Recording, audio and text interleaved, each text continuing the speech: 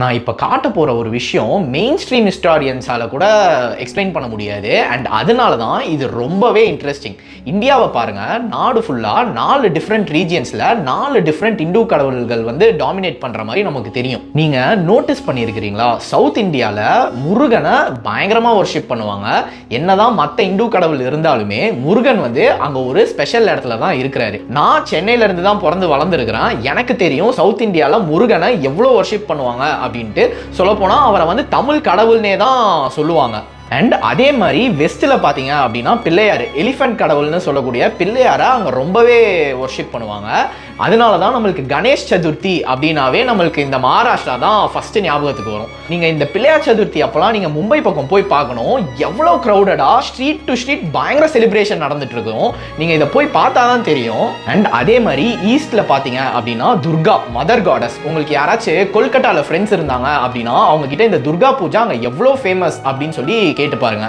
And நார்த்ல நான் சொல்லவே தேவையில்ல, சிவாவோட பியூர் டாமினன்ஸ்னு எல்லாருக்குமே தெரியும். இப்படி பார்த்தா 4 ரீஜியன்ஸ், 4 டைரக்ஷன்ஸ், 4 கடவுள்கள். எக்ஸ்பர்ட்ஸும் ஹிஸ்டாரியன்ஸும் இதை வந்து ரீஜனல் கல்ச்சர்னு தான் சொல்றாங்க. பட் ஆனால் ஏன்ஷியன்ட் இந்தியன் லெஜெண்ட்ஸ் வந்து வேற ஒரு கதையை சொல்லுது.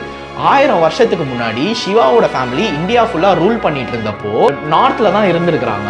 அப்போ வந்து இந்த டெவில்ஸ், தீய சக்தின்னு சொல்லக்கூடிய இந்த டெவில்ஸ் வந்து சவுத்ல செப்பரேட்டிசமையும் கேயாஸையும் கிரியேட் பண்ணுவோம். ஸோ அப்போ வந்து சிவாவோட ஃபேமிலி சவுத்தில் போயிட்டு அதை டிஃபெண்ட் பண்ணுறப்போ அவங்க கிளம்பி ஈஸ்ட்டுக்கு போயிருந்துருக்காங்க.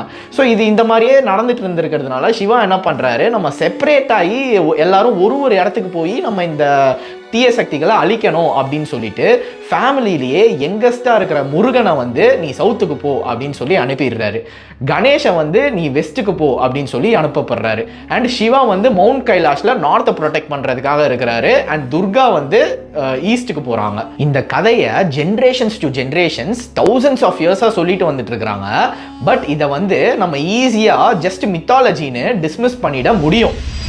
அப்போ ஒரு கேள்வி, இது எல்லாமே ஜஸ்ட் ஒரு மித் அப்படின்னா எப்படி 1 பில்லியன் ஹிந்துஸ் 1000 வருஷமா ஒரே பேட்டர்னா ஃபாலோ பண்ணிட்டு இருக்காங்க?